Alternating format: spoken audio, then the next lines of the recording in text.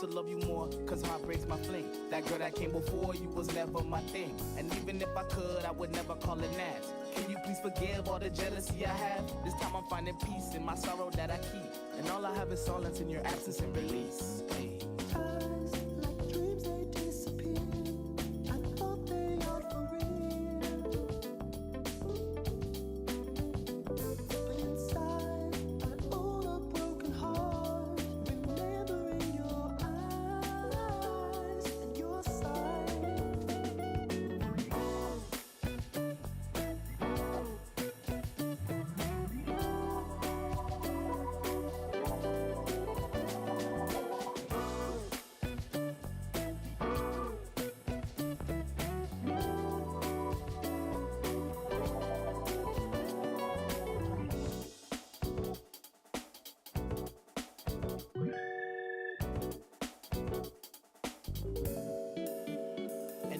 I find you somewhere in my music. Pulling memories in my head and I use it. Dive in a fairy tale where everything is lucid. Every part of me knows that this girl is. And on, you are living in my song. In this world we have a baby, nothing can go wrong. I wake up from this dream and the pain kicks in. This fabricated version of reality is thin.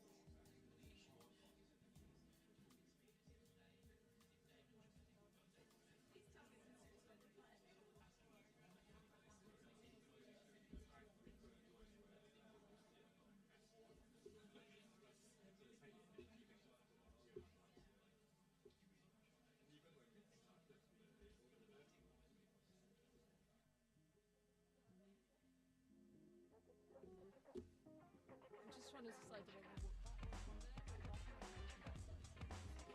I think this is on this side.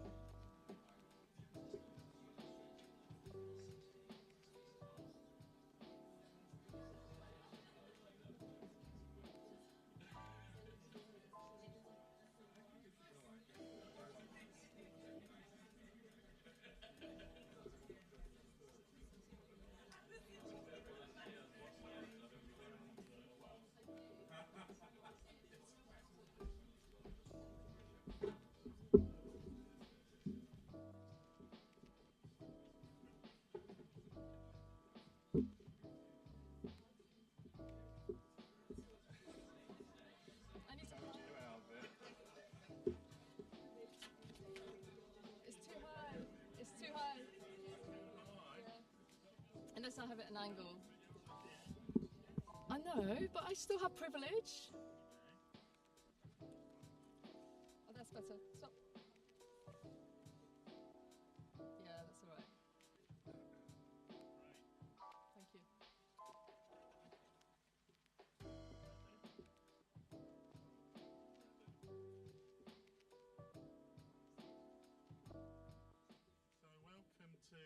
So welcome to our event. Let's start. Before we start, what do you think? Do you think we should start? if you know me, you know I don't go on stages. When I run Verve normally, I get people to do this. But I feel really attached to this project, so there's no other way. Here I am. I'm really pleased you've come. It's been difficult this weekend having to move things around. This project deserves a full house, but there we are. But we're videoing it, so people will be able to see it after the effect. And also, it's going to be a brilliant event, so I hope you enjoy it.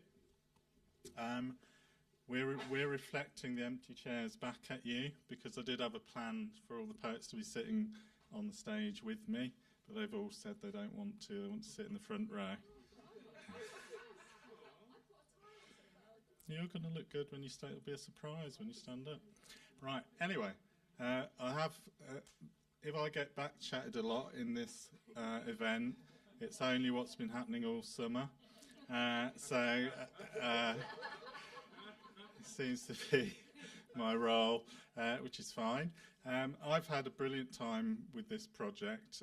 It's not been the easiest project. We tried to do the whole thing online. It was my fault. I came up with this stupid idea of connecting poets throughout the Commonwealth. I'm still really happy I did it. So it is timely, I feel, and who knew? But there we are. Here we all are. The poets, I love each of them. I think the quality of the poetry that's been produced is immense. This book I'm incredibly proud of. How else was I going to get Nick Makoha into a Verve book? Yep. Do you know what I mean? So, you know, I'm happy for that. And, you know, so just to talk a bit about the project, we connected poets with Commonwealth connections. Some were living in the Commonwealth. Some were based in the UK, but with Commonwealth heritage. I connected them madly in kind of a chain. Again, I probably wouldn't do that again, but I wanted people to meet more than one person, so that's kind of where that idea came from. So every poet was connected with two other poets, and you know, the idea was to share stories, share experience.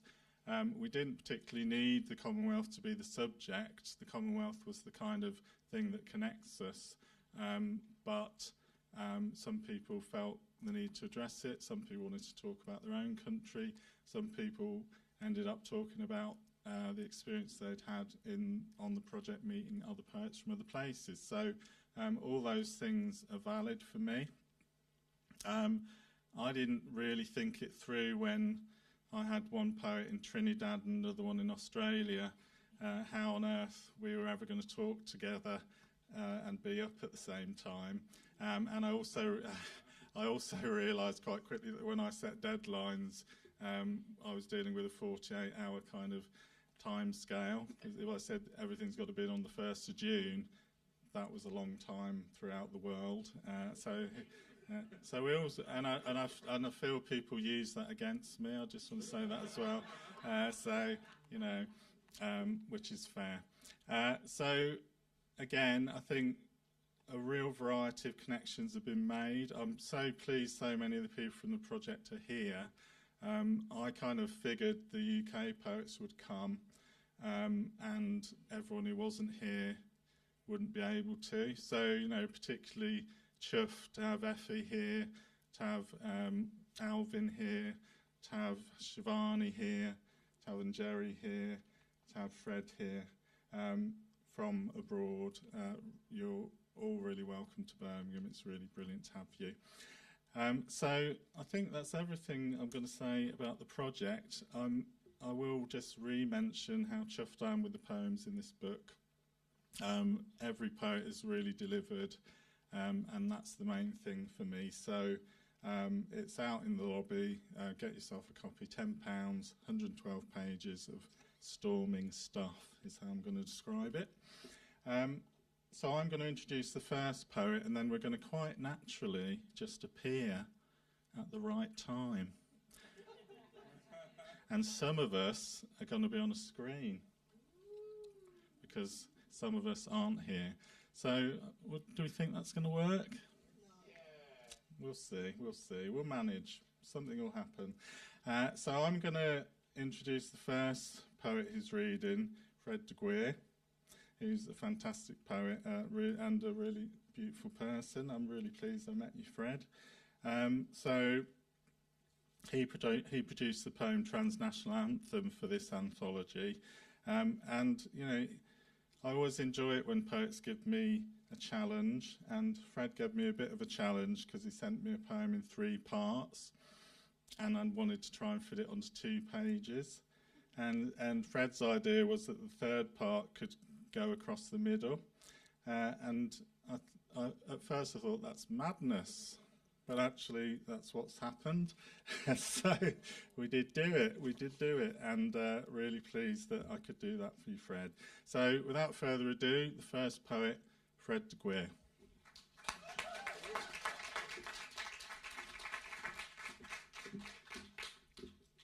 To the front row, forgive me for my failures in this poem, but no, it's so good to be sharing a stage with everybody here, and I'm looking forward to it, and to the audience who I can't see.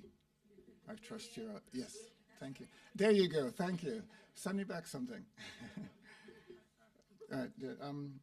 You know, I'm at the beginning of this book, and there's a reason for it. But when I was in my first anthology, it's a very short story, the Penguin Book of Caribbean Verse, edited by Paula Burnett. I was right at the very, very back. I mean, the last poet in there, because she put it in chronological order.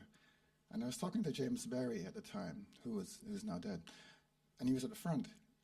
And he said, I said, I'm right at the back. He said, you're lucky, but you wait one day. And now I'm at the front, I'm thinking, man, it's an interesting position. Yeah, time. Transnational Anthem. I court these reasons for reckoning between peoples. Wet from brow, curve of space, pills and jails. Oils from skin, skip from heart, quick from neck, leap from eyelid, split of couple, float of retina, cramp of foot, lightning crack, slash and burn, brain and drain, guns and reflex, block and tackle, sigh from lungs, pinch of nerves, jam and pickle, wet brow, oil skin, heart skip, crick neck, leap, eye, lung, sigh, curve space, split pair, drop sight, cramp foot, crack light, pill burn, jail slash, drain gun, brain reflex, block jam, pick tact. I count these reasons for forgiveness between peoples. Talk dread, so many dead, the something of nothing to be said, the boogie-woogie police fucking with your head. Grapevine, what twine, the rope trick of linear time, shaped like a noose over a trench of quicklime. Switchblade flower brigade, the plot up the sleeve of the ace of. The us versus them that's got it made. Go cat and dog house, stop, no warning drones, the preachers in graveyard, nursing homes. The dread, the dead, the nothing something said, the vine, the twine, the trick of circular time, the blade, the spade, the lives that grief unmakes. I cart these reasons for no borders between peoples. Plant, ground, salt, air, bird, flute, eggshell, moon, ripe mango, sun.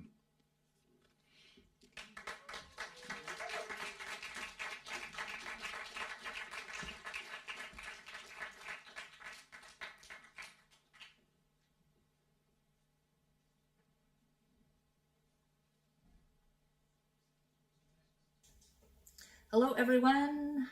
My name is Sonnet Labe, and I am grateful to the Verve Poetry Festival for inviting me to participate in the Postcard Poetry Project.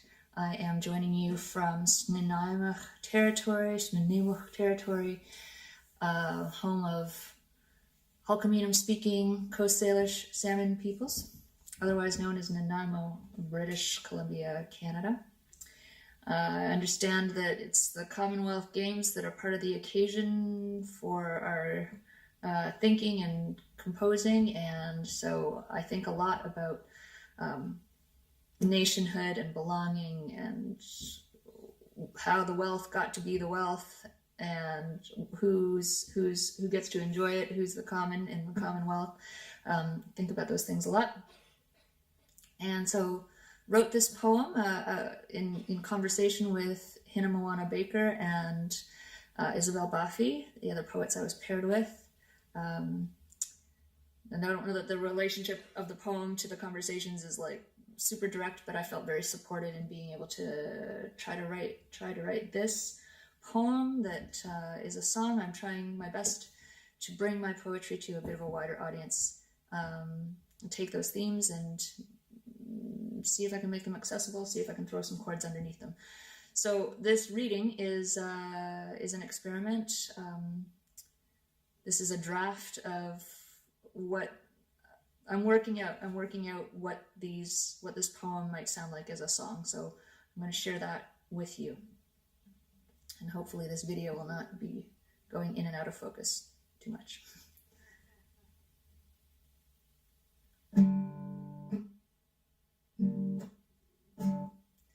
Off the highway south of Winnipeg in 1983 was a little town where I was brown and people couldn't see. Yeah, just south of Winnipeg, near Highway 403, was a little French-Canadian town, hadn't seen the likes of me.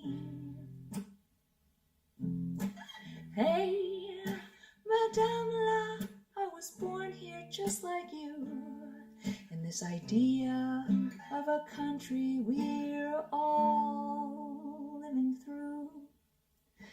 They gave the cold eye to my mother in the local grocery store. At me, they hurled those good old words I'd never heard before. The teacher looked the other way, fists of gravel in the yard. My mom said, keep your eyes down and it won't go so hard. Mom said, keep your eyes down and it won't go so hard. Hey, Madame La, I was born here just like you, in this idea of a country we're all living through. Hey, Monsieur La, I was born here just like you, in this idea of a country we're all living through.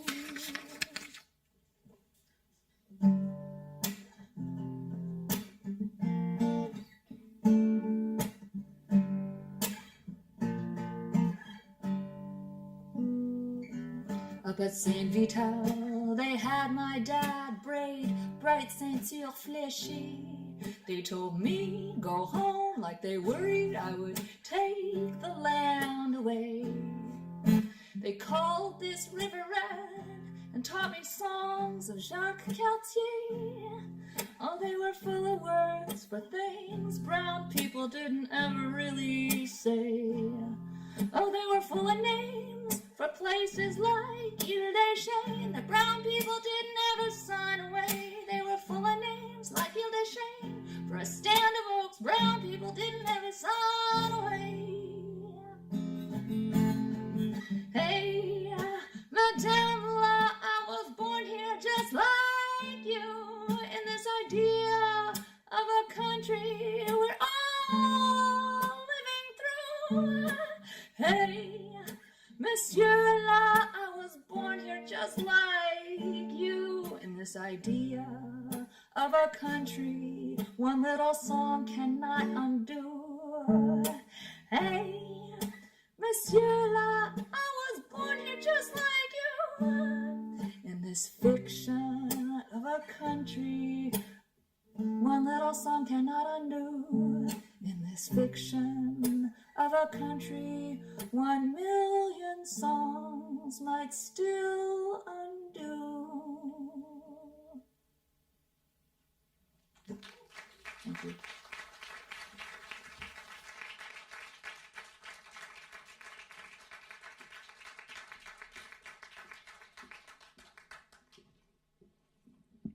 Good afternoon.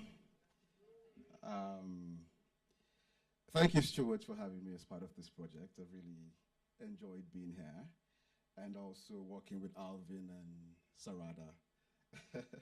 In the course of putting this together, I was more or less the absentee participant in it. But thank you for your generosity and your patience. I'll be reading the first of my poems from the collection. It's called The Defiance of Flowers. My name is Elfie Azino from Lagos, Nigeria. Sometimes in South Africa, you get killed just for being Nigerian, almost like Lagos, where you die waving a green and white flag, choking on the national anthem. On October 2020, an uncertain number of young people were shot dead by the police for asking to stop being shot dead by the police. Unable to count our dead, we rely on the sound of their absences to gauge our loss. The vague idea of what it means to be Nigerian sharpens into clarity, and it's the broken dance of a metamorphosis, butterfly wings eaten by time. I stay home more than I go out these days.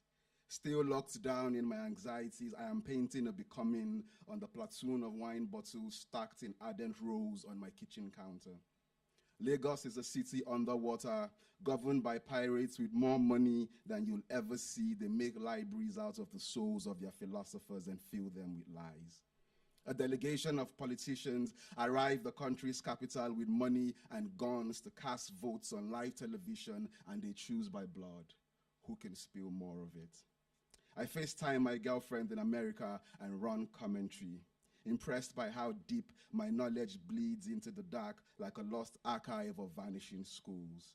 A new diaspora forms on the margins of fraying hopes, urban congregations dancing to Wizkid in London and retrieving the bronze spirits of our ancestors from Berlin. My 11-year-old daughter is writing a book of stories and she has no vocabulary for shame. The new world is light on her tongue. My tears wheel themselves to dampen my fears. We lived through the wreckage of General Buhari's second coming to power, and there are never any guarantees in Nigeria, so we recoil into soil and trust the defiance of flowers. Thank you.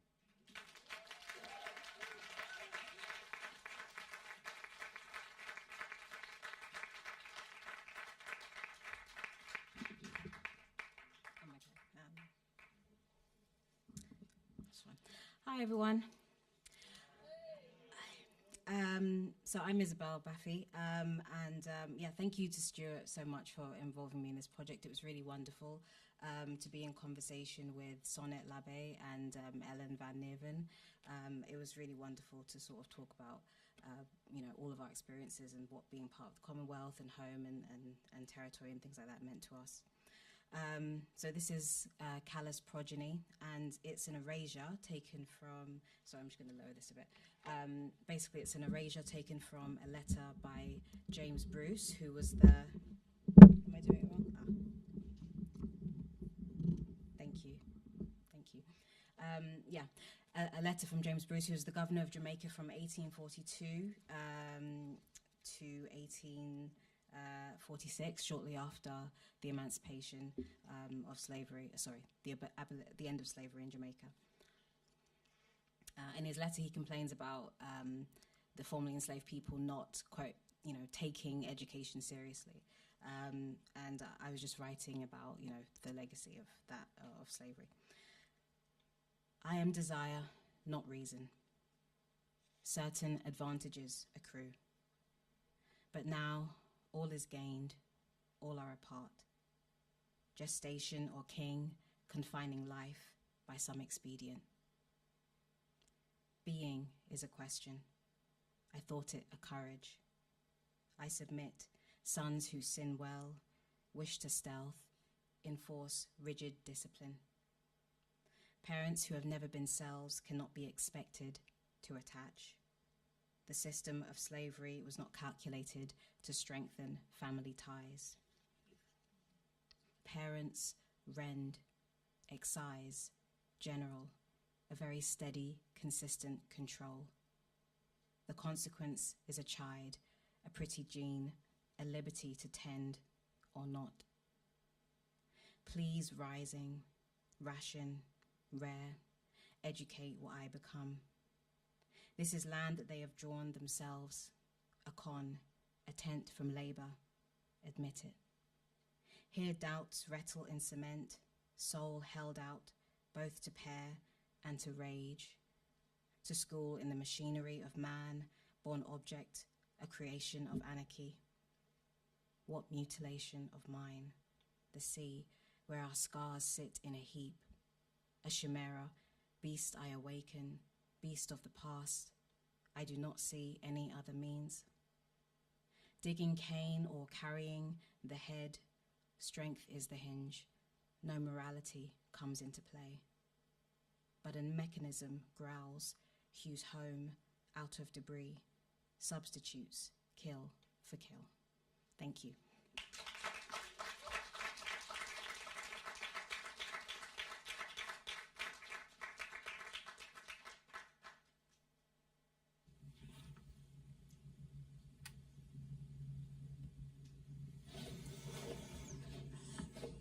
Welcome to Comma, a poem for two voices.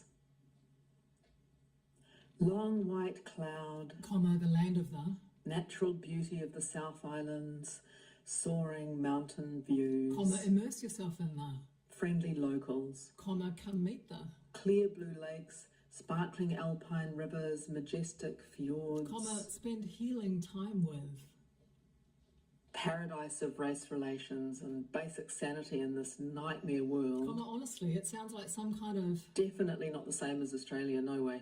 Completely different vibe. comma, my work colleague said it, World's most respected and admired political leader, a truly ethical voice in these unprecedented times. comma, I mean, listen to this, she's currently the, Rings, comma, the lord of the, earth, comma, middle,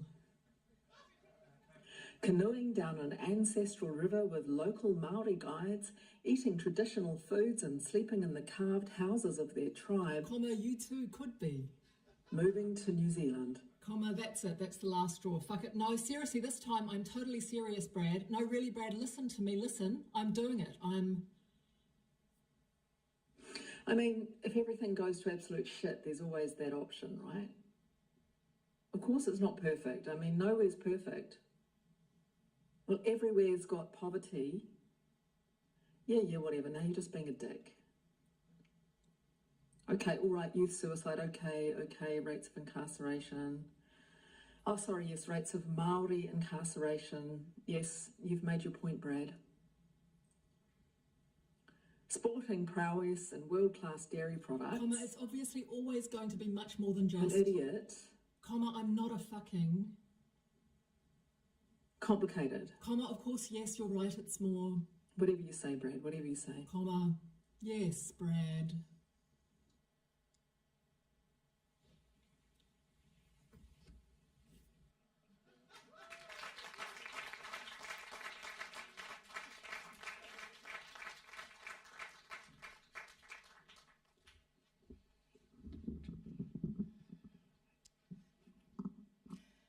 Hello, I'm Dzifa Benson, and I converse with the wonderful Hinemoana Baker and Melizarani Selva. And I think in our conversations, we just thought we had, we didn't want to go, oh, these poems about Commonwealth. But the idea of Commonwealth has ghosts and trails, in countries that were colonized. And my country is Ghana, and I was really focused on what language can do. And my idea is that I wanted to insert my language, Ewe, into the dominant language, English. I feel very articulate in English, not so much in Ewe. So this is a kind of me addressing a personal lack because of, I don't know, Commonwealth and colonization. So yeah, I wanted to insert the language into an English setting, like here in Birmingham. So in this poem, you're going to hear a load of Ghanaian names, which are the words that make up the poem that follows in English. So you're going to hear a lot of Ewe names, and Ewe names tend to be very colourful and stories in themselves. And I've called it for now. It'll probably change. Okay, I need to adjust this. Okay. What did we do here? There we go. Better. For now, I've called it a nameless thing is a vague thing. Abajivo. Afo klienu, abeko, aba miabiese, ableka, aboga, agakonyi, abota, abovi, agojo, abachiama, ago mavi, ahaji, ahiabu, akapo, abakuvi, Aligeli, Amedaka, Amemonu, Botsomako. Oh, sorry, I missed a line. You can tell that I'm not as comfortable as I am in English. Amanuma, but that's the point. Amanuma, Atipo, Avaji, Avujivi, Avugla, Aivo, Azolia, Botsomako, that's so more, the Godia, the Demania, Dusa, Dreka, Fiadigbo, Fiawo, Gakli, Galevo, Gamo, Gaso, Badema, Ba, Bo Mitan, Jikunu, Gomado, Kese, Kodulo, Kumasenu, Kumoji, Lagbada, Inkulenu, Nuwogu, Sodopo, Togodo, Tulasi, Vivo, Woyoma. Those are all Ewe surnames, including some of my family names in there. And this is the part. Death does wonders, and life is frustrating. But it's better that we don't meet, because this one must be whispered, or the town will hear. Red arse like palm fruit after alcohol and full of hot air, a useless king who never listened to advice heard a dog had given birth to a lamb, a sheep's head, a huge sheep, and an ugly child. Gun in hand, like a rat missing its lover, he set off on the stubborn death road of an ambushing snake. At the stump of a tree behind the river, he swallowed a calabash of goat saliva, removed his pants, and put the jaw of a dog on top of his penis, then farted his bad beans into firm soil.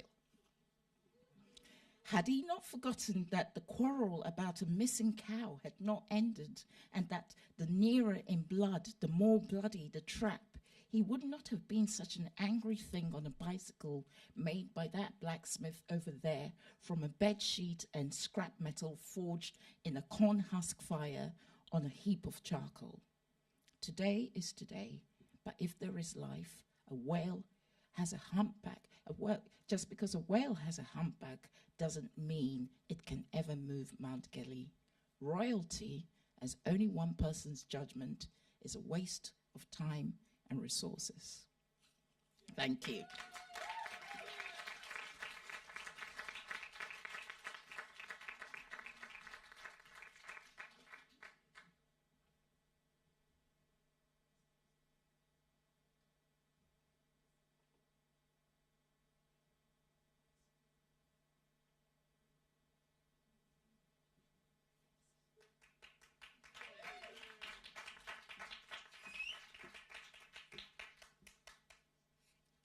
Hello.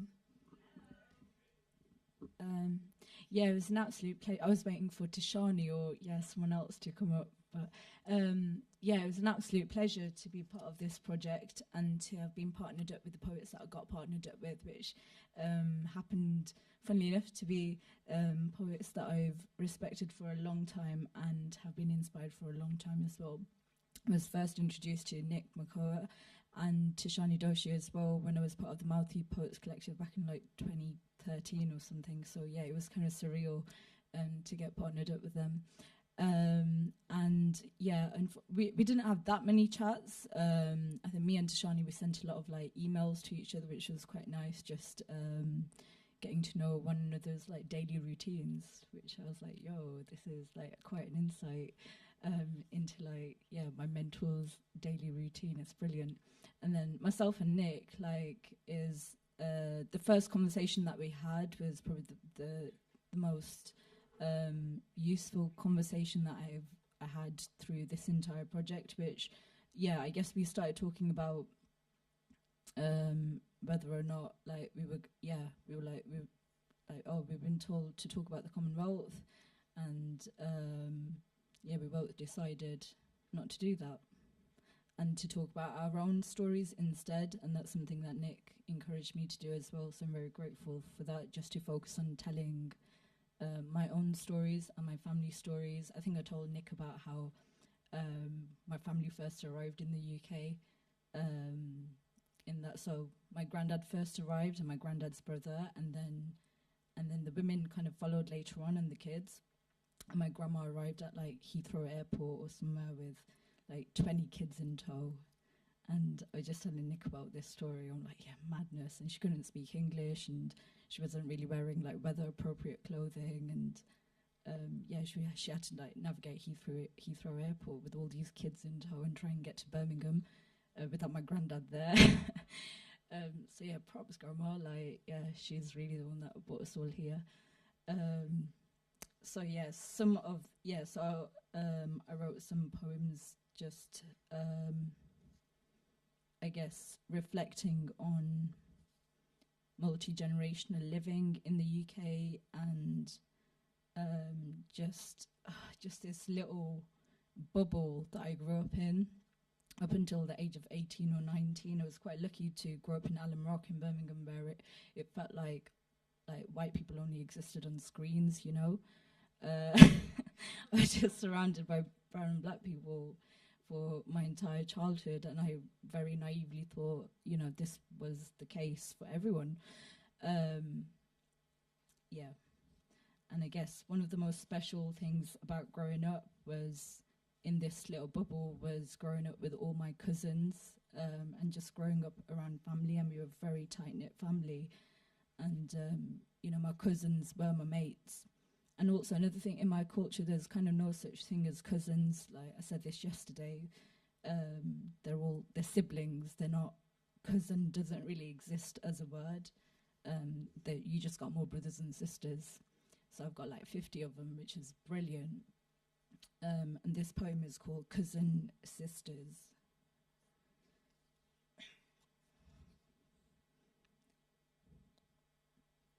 Quiffs were in.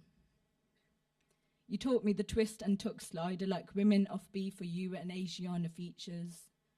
We dyed my hair autumn leaves in Nan's pristine bath. I even got a kitchen scissor trim and side fringe. We pulled our pennies and legged it out to Rotti Junction for a cheeky katlama chicken pakora before days of Nando's and big money. Man says, not enough for Rubicon. We say, enough for sauce, bro. We took it in turns to close our eyes in the lobby with the window on latch, rose air freshener burning nostril edges. And we didn't even cut the kutlama, just went straight in. You were creasing, pookie. I were feeling lucky. In these days of teen glory, sleepovers, bed by 8:30 and Quran 9 a.m. morning after. Bucky jar swirled down the sink, silken aged milk skin and all, blood-stained settees and all you took on. Our loads, they became yours too, Bodgy. You swigged back my tea before Nan ever saw. You spent the rest, Nan's tea was just, not the one to be honest. Not for me anyway.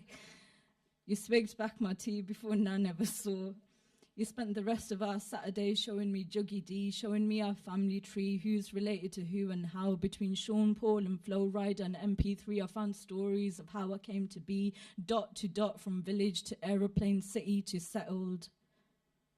You got a phone before me, so I started rinsing our landline, hoping we'd get to talk missions for just another minute, hoping we'd get one more Saturday in before you moved a continent away. And you know, we don't sleep at Nan so much no more.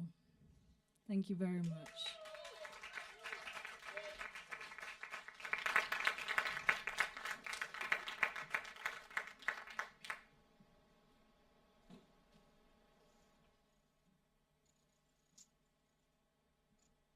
Love and Other Seasons.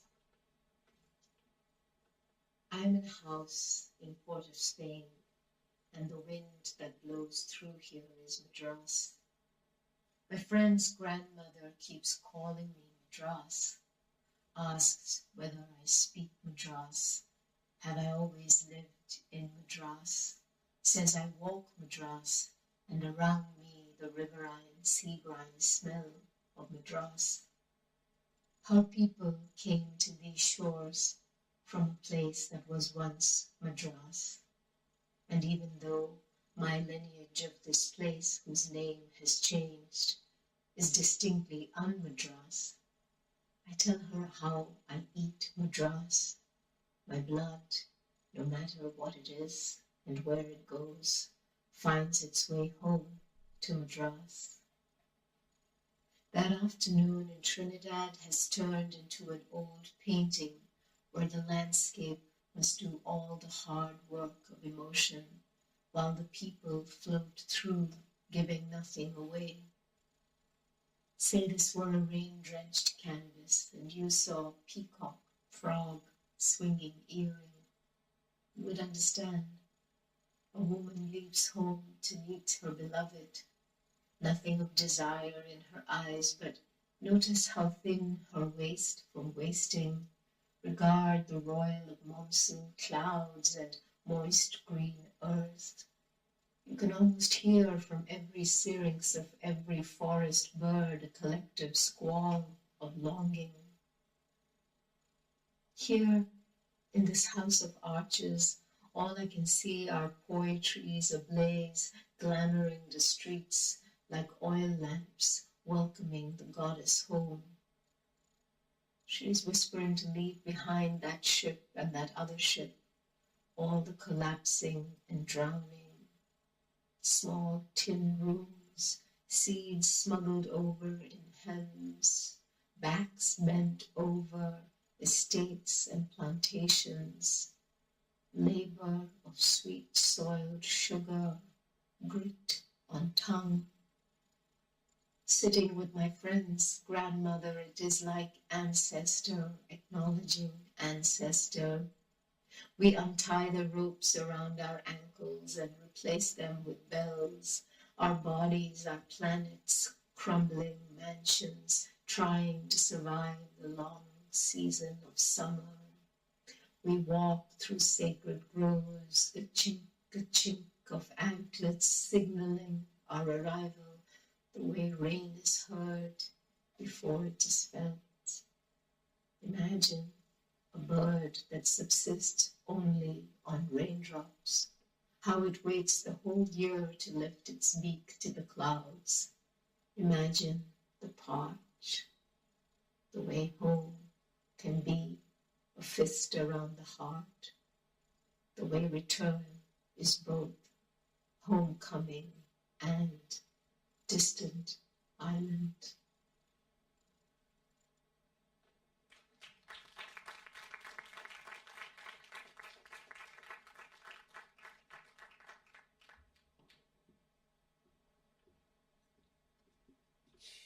You could put me after Tishani Doshi, man. You guys.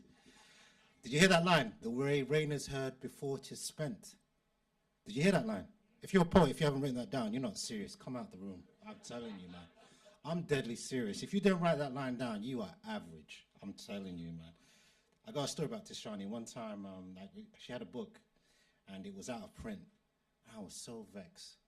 And I emailed her, and I said, look, this book is amazing. And I think she lives in India, right? She sent me a copy. And no, now she does. This is the modern Tishani. Before Instagram, I'm talking about, yeah? She sent it to me. To me, she's one of the grandmasters in poetry. I'll tell you that straight. And every time a book come out, you should just literally buy it. If you're not, once again, you're not a poet to me. But thank you to Stuart, because as everyone knows who's been hanging out with me, I'm on holiday. Whenever I'm in Birmingham, and Stuart is looking after us because he does one of the best festivals, I'm on holiday because I know he'll just look after us. And if you haven't been looked after, you're obviously at the wrong festival. I want to say two things. Oh yeah, and thank you to the sign language people, because boy, that poem by Dzifa, you guys are working hard with those names. You're like, oh mate, you're working hard. So well done to that. You need a medal. But on a somber note, you know, when you're people from the Commonwealth, to be from the Commonwealth is complicated. On one level, you have a story to tell that is never told. On another level, and so you're made invisible. And then on another level, you're part of this big community. So it coincides with the Queen's death, and you know that is just on one level that is just a woman who that is a mother, that is a grandmother, and for that I pass my condolences. But also for a person being from the Commonwealth, we have a story that is very complicated for us inside, and I want to share you not necessarily my story, but it's something I'm working on. So my poem is called King Alfonso. It's actually the name of a king who did a lot of bad things to the African continent. And I've written it as a persona, and it is also a painting by Basquiat, because I'm working on a collection where Basquiat is a key feature. And it's telling my story. I'm from Uganda, if you wanted to know that. And I'm talking about the Entebbe hijacking, because that really turned my country upside down, that incident, but Idi Amin in general, because he was the president at the time. But retelling that story using Basquiat's paintings and Icarus, who I've resurrected as a black man. But that's not looking at that particularly. It's looking at this painting called King Alfonso that Basquiat did. But I'm doing something different, which is I'm taking the persona of King Alfonso. Does that make sense? All right, cool.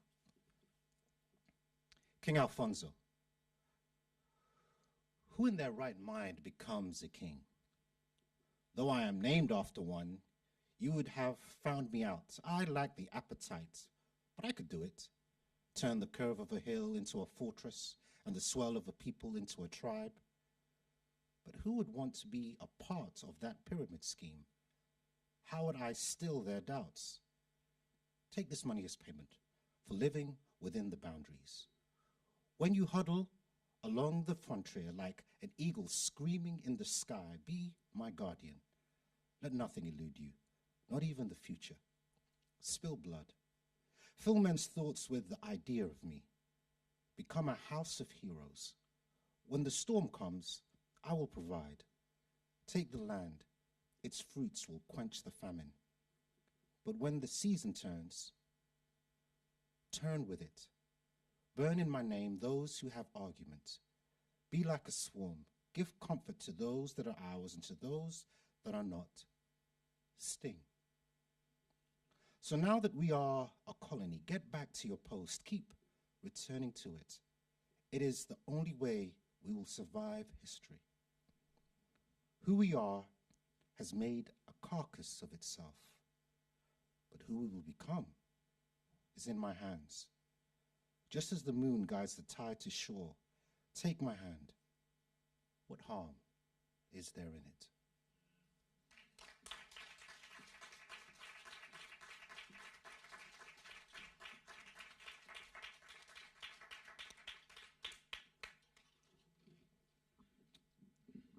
How's everybody feeling? There's only a few people feeling good. How's everybody feeling? Yeah. It's been a good journey. Some of you probably heard this poem a few times over the last 3-4 days. But it's an important poem with the group that I was with, because I don't think this poem would have come to fruition if it wasn't for Melissa and Elfie. And especially when Elfie was talking about the indigenous population of Australia and their journeys. And she said something about a southern wind that rises across Australia. And the idea of the indigenous people, they saw that in the wind were their ancestors, the original ancestors of the land. And that got me thinking about Jamaica, where I was from, or where my parents were from, and the idea that we were transposed, put on that land, but there were already people there, the Tainos, or what we call in Jamaica the Arawak Indians. It's funny, a lot of Jamaicans always say they're descended, that they got Arawak blood.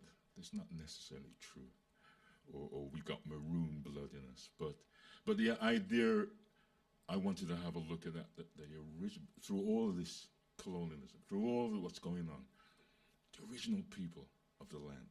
And what is that common thing then that's connected to my family from the land to the present day? And the thought of hurricanes. Here we go. Call me by my name. 1. Hurricanes have always followed my family from the day we arrived on these islands. Enslaved, our true names taken away from us in the Caribbean Sea. 2. Anything characterized by a turmoil or force suggestive of a hurricane. These are the lands that adopted us. Uprooted, we were planted in hostility. Lands we weren't given, but bloody in fruits, always in floods and hurricanes. 3. Taino. The original people of the land lived in Yukasekis, led by cacique. Hear them, still, in the barbecue, canoe, cassava, guava, manatee. People of Jamaica, the land of wood and water. They knew how to name their gods. A child so mischievous, its strength tore islands apart. Huracan, huracan, huracan. 4.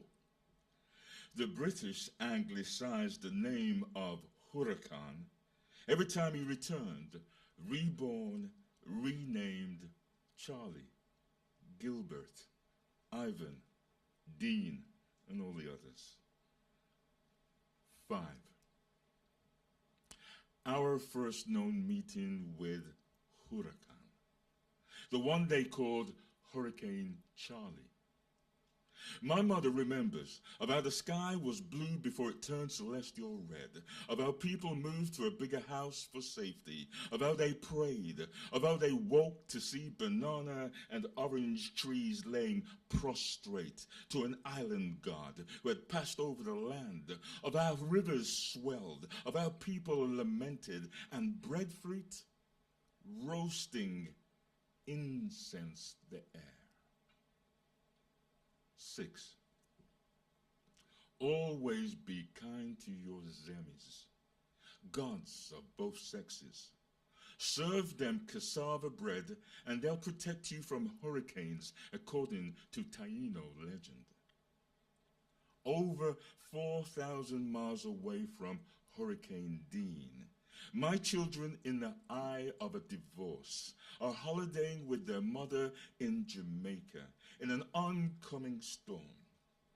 And I back in England, helpless, making fried dumplings with ackee and saltfish, praying to the Holy Ghost, God of both sexes, will look after them. 7. Grace Nichols talked of a hurricane that came visiting a British isle, came looking for her Windrush children. Talk to me, Huracan. Talk to me, Oya. Talk to me, Shango.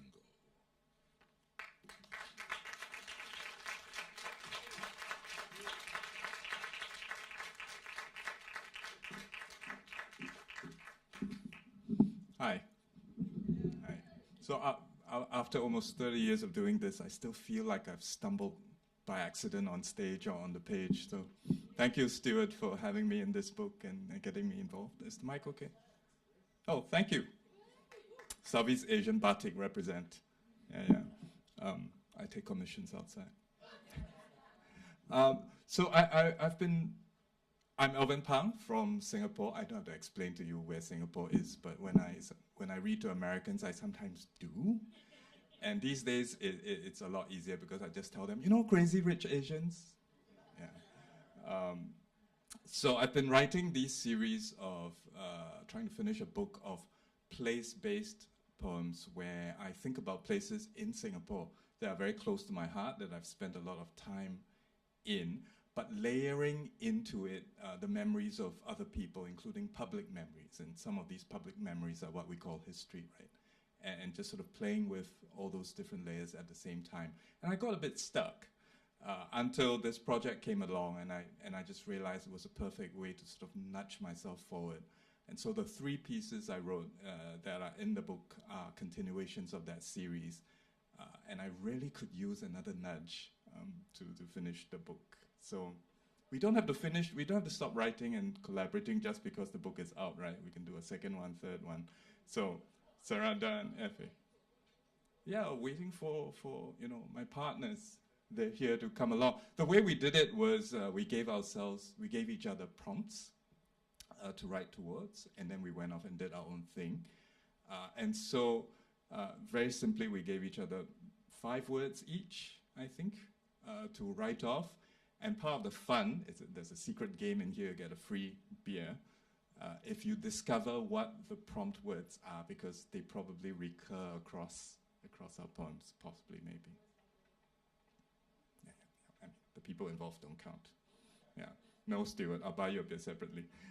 So, poem Northbridge Road is the first one from the series. And Northbridge Road is a place in Singapore. It's quite central. Lots of shopping there. There's also an Anglican church called St. Andrew's there. And it's transformed itself over the years quite a lot. I used to spend a lot of time hanging out there. Before the IT revolution was a revolution, it was just, nerds and geeks hanging out, playing with bootleg computer games and playing chess at McDonald's and secondhand bookstores and things like that. It's all gone now. It's all very posh and woke and lit. And I'm just quoting the billboards. I mean, if you have to call yourself woke and lit on a billboard, you kind of are not. But I mean, the PR people didn't quite get that. Northbridge Road. Perdurant Dream Street, the treat, absence through glut, fecundity, wealth water, suns, so many square feet of claim. The existence of this or that prior squabble rendered inapportunate to prospect, until new old names stake buildings and byways. Crawford, Sir, Elgin, Duke, Coleman, Irish, County Louth. Convict-laid, conviction-paid, unjungled thoroughfare, seeming two enclaves, tributary to the gleaming Victoriano core through trams, trolley buses, and horseshit, Duabello galloping beyond Jackson's thoughtful, thwarted town committee plan. Bent its straits, prospered and misruled, drew many, homed few. Well, there are the Armenians and Anglicans, although it's commerce we've been truly religious about. For every St. Andrews, there's a spray of malls, cathedral in scale, and more in draw. A rash of courtroomers maneuver around the lunch crunch, eloquence in check, their verbose robes dusting the pavements with soot.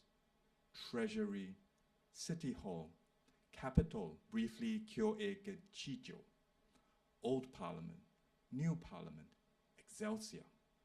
You learn how one land river carries more hope than a heart can bear alone, what we bank in things to free our hands to climb, how the Burmese head to Peninsula for remittances and spice, the gearheads to Funan for tech and pre-90s bootleg games, the audiophiles to Adelphi, the foodies everywhere based on budget, and the traffic, like the rest of us, just trying to get by.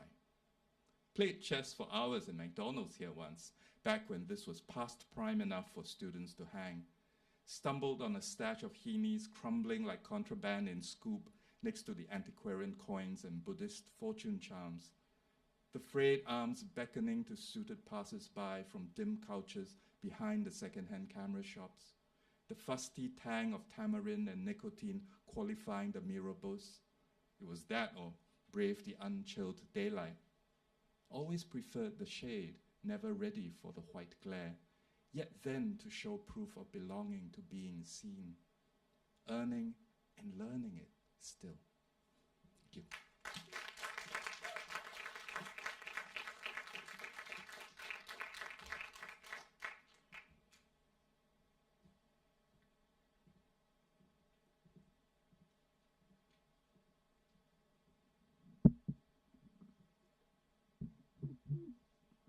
Hello, everyone. My name is Shivanee Ramlochan, and I'm from Trinidad and Tobago. When I was in conversation with Saradha and Njeri, whose companionship was invaluable to me during this process, they both, in their generous and extraordinary poetics, made me think a great deal about the land that is allegedly Commonwealth across the former British Empire, but usually is not common or wealthy. In April 2018, Trinidad and Tobago decriminalized laws governing sodomy, which is not to say that sodomy was not taking place in these islands with, I hope, vigor and enthusiasm and ribaldry. As we know, queer people have been queer everywhere, before, after, and during provincial laws. So as I spoke with Njeri and Saradha and thought about these poems, I thought about what relationships queer people have made with the land, what we have always been in connection to our rivers and our seas, what relationship the land has with us. Thank you, Stuart, for making all of this possible. An abacus for the decriminalization of sodomy in Trinidad and Tobago. One law saying what we put inside our bodies no longer looks like torture. Two men kiss on the steps of the High Court, and it tastes like a poem. 3 teaspoons of sugar in your morning coffee, the way you took it when we were still illegal. 4 preachers on the steps of the judiciary, showering us in Bible spittle to show us we still are. 5 times our parents rebuked us in the name of everything holy. At your mosque, my mandir, the marketplace, while you sobbed in the arms of green and yellow mangoes. At the funeral of your sister's child, and that one place I'm still too sick to name.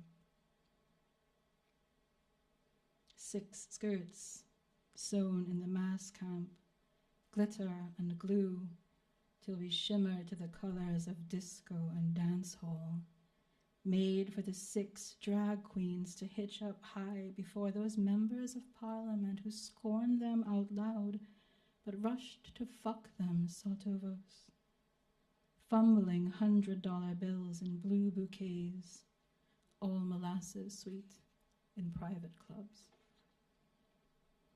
Someone once told me there were 7 steps to an exorcism of my own faggotry. They led me blindfolded into the bush, whipped the backs of my knees with rattan cane, left me bleeding and thirsty in the wilderness like any common Christ without a cross to mask my rage. In 8 days, I dream both islands flood from torrential rains, from Port of Spain to Cedros, from Charlottesville to Kilgwin Bay. As I writhe in your hairy arms, still not legal enough to be my husband, the watery scum covers everything. Fruit stalls, fermenting bodies. 9 nights in Trinidad is for celebrating the dead. When our mentors died, the men who taught us how to run from Babylon, line our eyes in kajal, take a lover down our throats with all the skill of swallowing swords, we lifted their bodies from the morgue without ceremony, took them to our own homes, washed their hands and the soles of their feet like any sacred Christ. We know how to tend our fallen, to sing the songs of their gayness and their industry, their queerness and their laughter, letting their memories sink into our floorboards, scuttle like fruit bats on our leaky roofs. 10 years from now, a man who looks like me will kiss a man who looks like you, and lover, little husband, nothing about it will be news.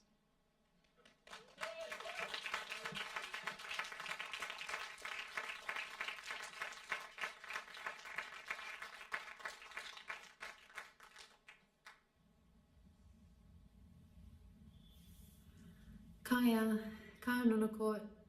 Hello, my name is Elfie Shiosaki, and I'm here on Wajak Noongar Budja in Perth, Western Australia, to read a poem for you. Matalan.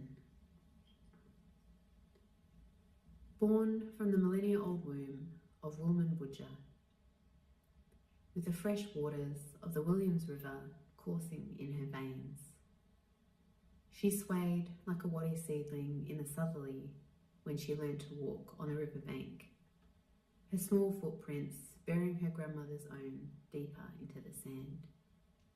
Thousands of generations imprinted into sediment. Her father danced for her in scattered light of fire and smoke, arching his back, stamping his feet, curving his arms and hands into the long-necked beak of emu.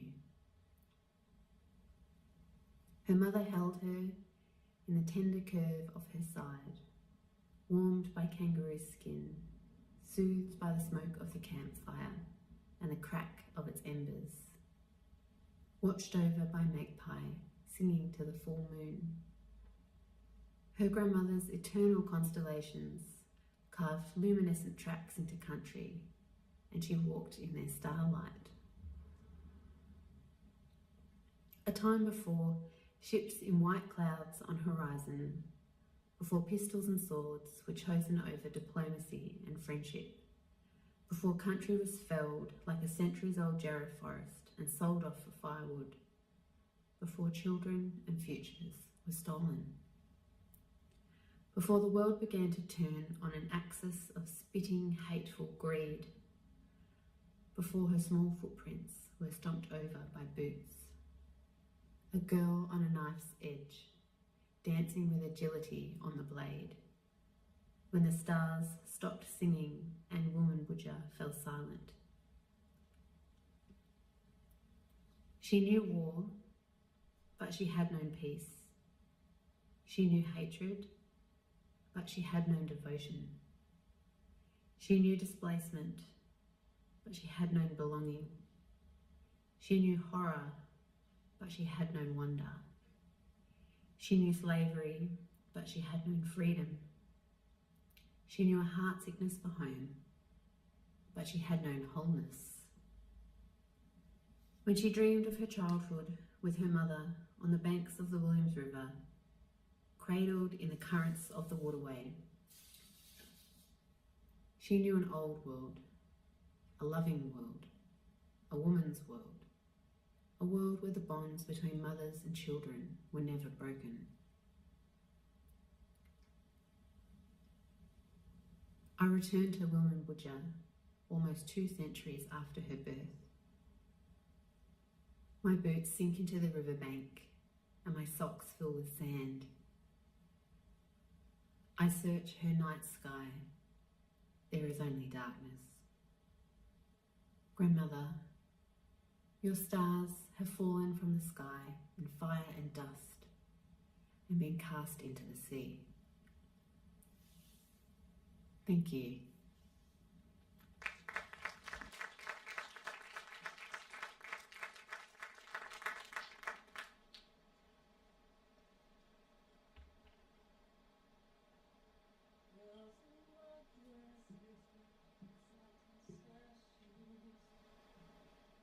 Snowflakes that fall on my knees and down my shoes. Round paper packages tied up in string. These are a few of my favorite things. When the dog bites,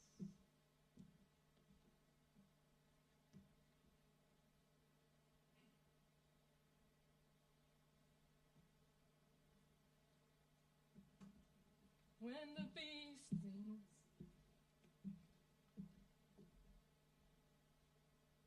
when you feel sad, I simply remember my favorite things, and then I don't feel.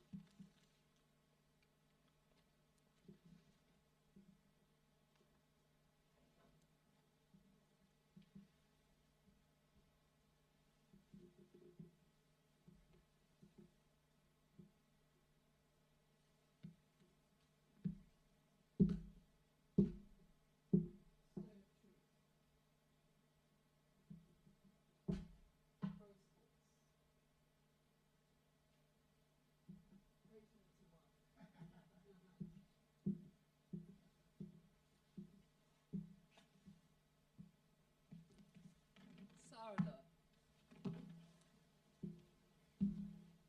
Claudia, Rosie, Nina, Mimi, Betsy, Jane.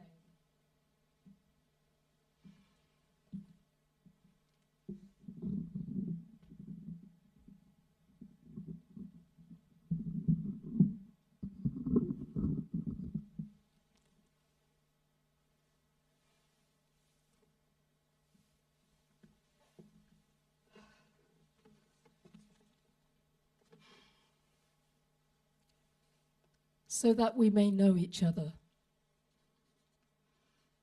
as nations and tribes. Your nieces are playing wink murder in your parents' front room. You're so old school and need to be told the rules. One niece is the detective and leaves the room.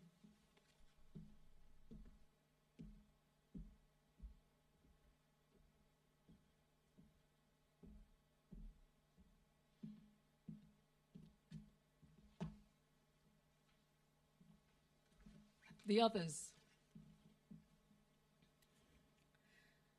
choose the murderer.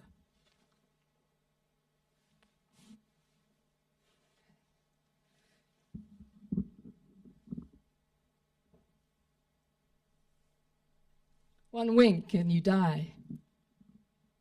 Sadly, you know this game. It's like murder in the dark, but it's bright outside, and there's no place to hide.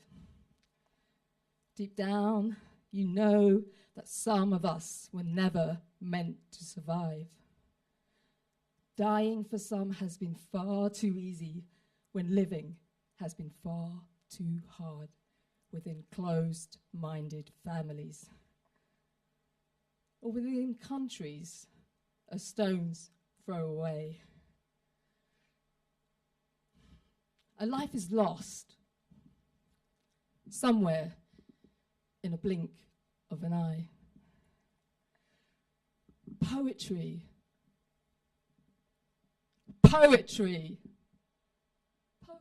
matters.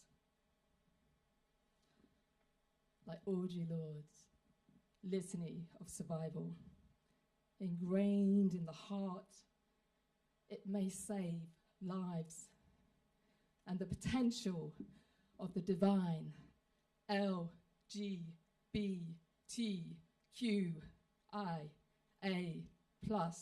family, constantly at high-level risk.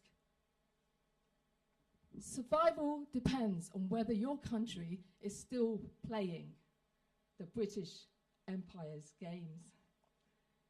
Ingrained in the intergenerational psyche, gripped by the ghostly hand of fear and hatred of lesbian, gay, bisexual, transgender, queer, intersex, ingenue, and asexual lives. As far as you know, you are the only lesbian in your Mauritian family.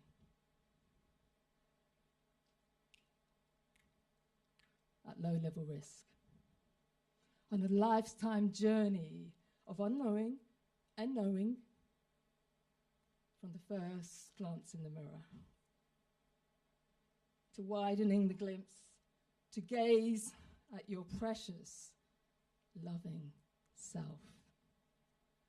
You, with all your heart.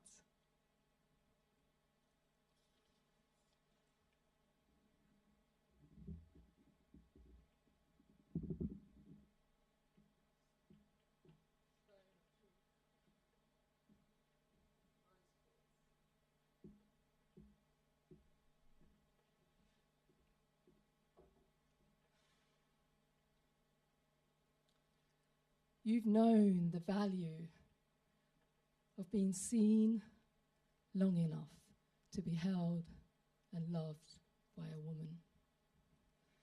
A second generation of the Mauritian diaspora, London-born, you don't actually know what it's like to be queer in delicious Mauritius.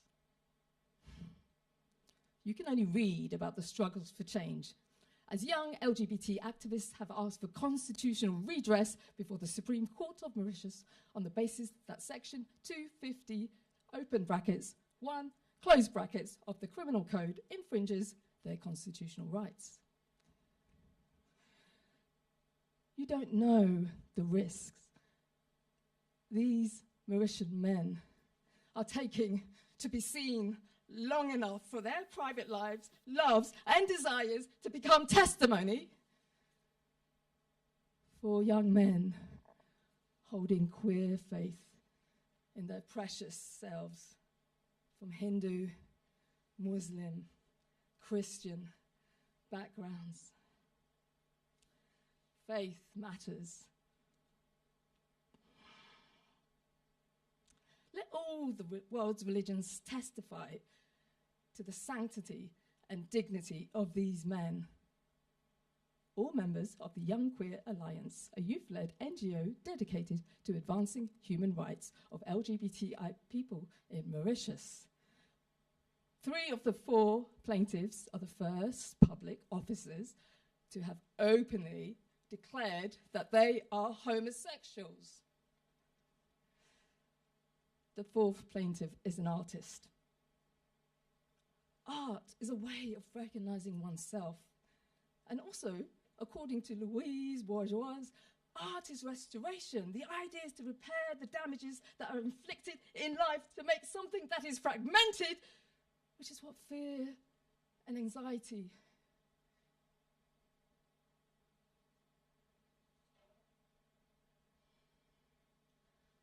Girls in white dresses,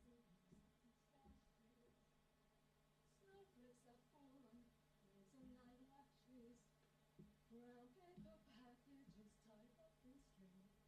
These are a few of my favorite things.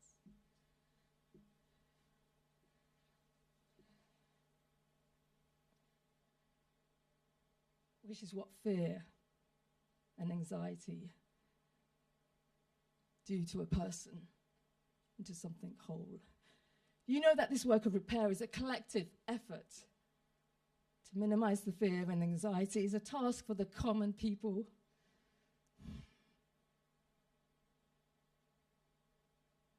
And you know there are poets and athletes that don't perform as well in homophobic countries. And even as Tom Daley waves the pride flag at Birmingham's Commonwealth Games opening ceremony, you know without knowing that the intentions for this poem has been set.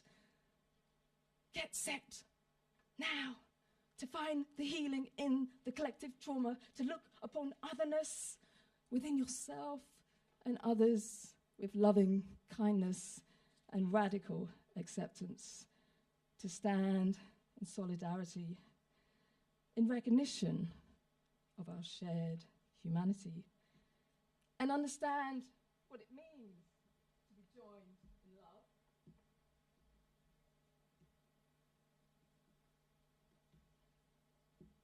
As nations and tribes, so that we may know each other, so that we may know each other.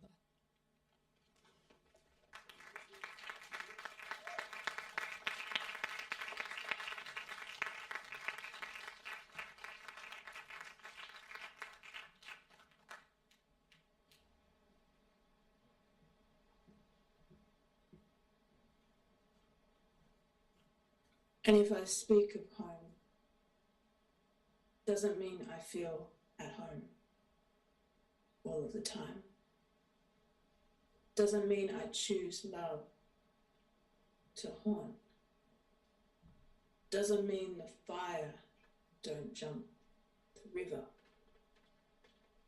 Doesn't mean I'm proper healed from the question of who and where,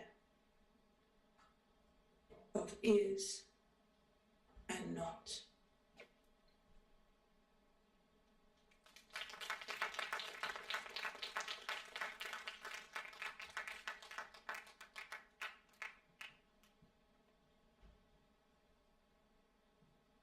Hi everyone. Are we still together?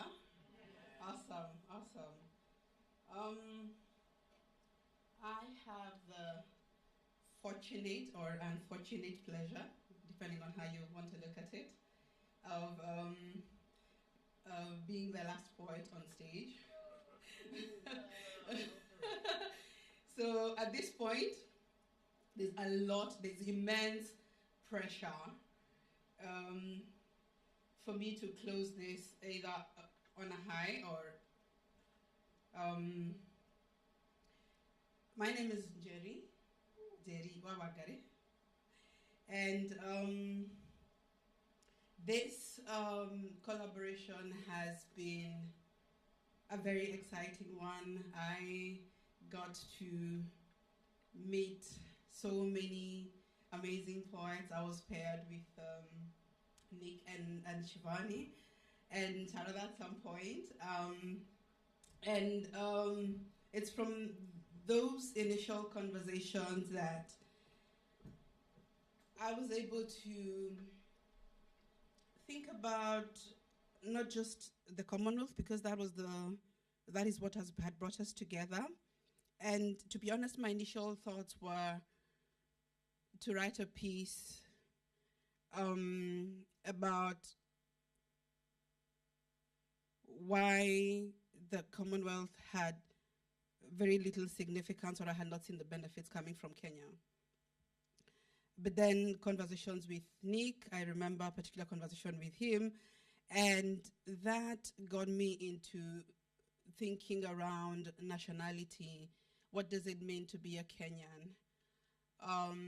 What has been my relationship with the country, with its people, with the land, with everything. And so this poem was born out of it.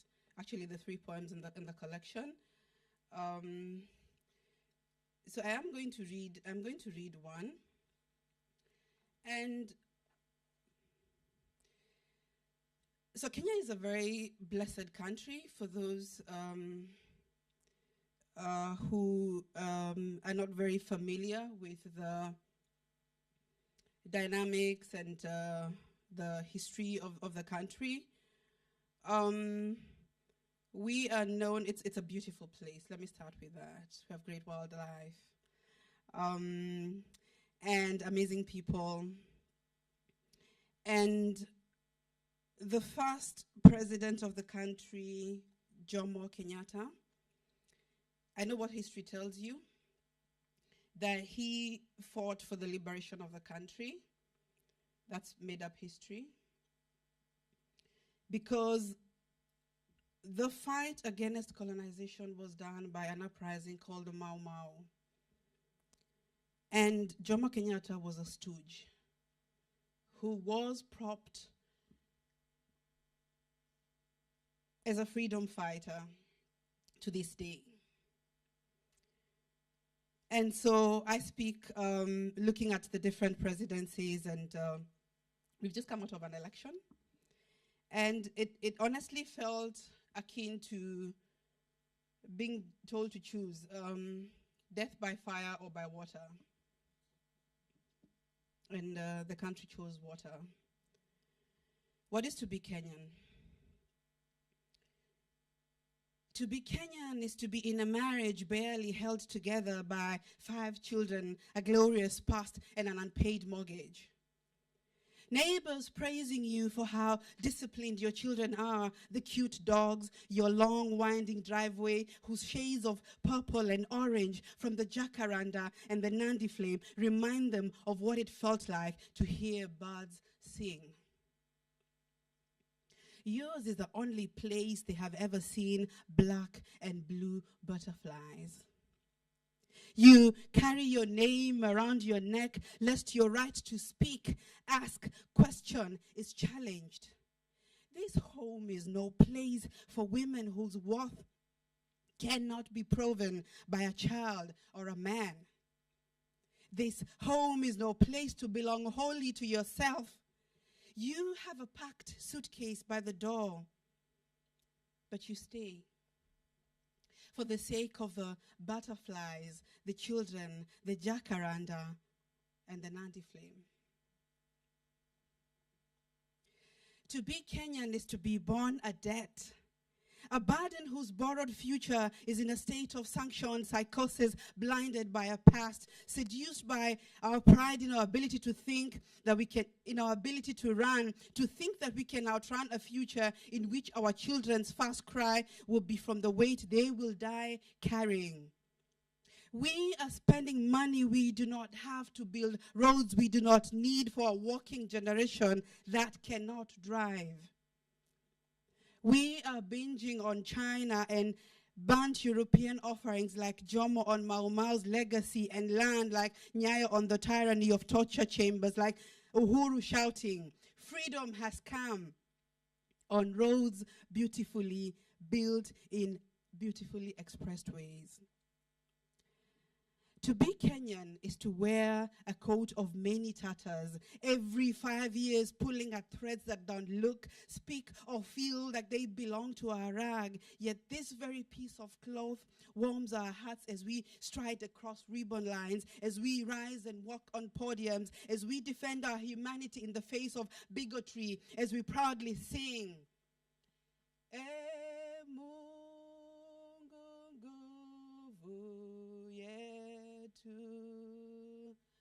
Ilete baraka kwetu. A lullaby we silently rub on our aching backs to soothe the weight of wearing 42 multicolored rags. Thank you.